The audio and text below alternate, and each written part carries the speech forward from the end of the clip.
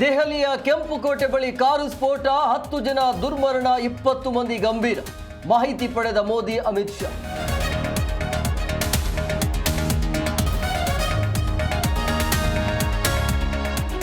Delhi, ನೋಯ್ಡಾದಲ್ಲಿ high alert, ಉಗ್ರರ ಕೃತ್ಯ ಎಂದು ಪೊಲೀಸರ ಅನುಮಾನ. ಸ್ಥಳದಲ್ಲಿ ಎನ್ಎಸ್ಸಿ, ಎನ್ಐಎ, ಎಫ್ಎಸ್ಎಲ್ ತಂಡ ಮೊಕ್ಕ.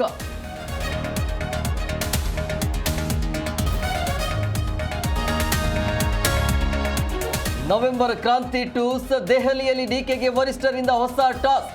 ಕೇರಳದ ಚುನಾವಣೆ ಗೆದ್ದರಷ್ಟೇ ಅಧಿಕಾರ ಗುಸುಗುಸು.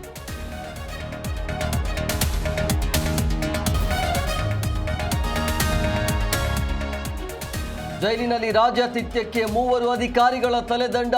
ಸರ್ಕಾರದಿಂದ ಹೈ ಪವರ್ ಕಮಿಟಿ. ಬೀದಿಗಿಳಿದು ಬಿಜೆಪಿ ಪ್ರೊಟೆಸ್ಟ್.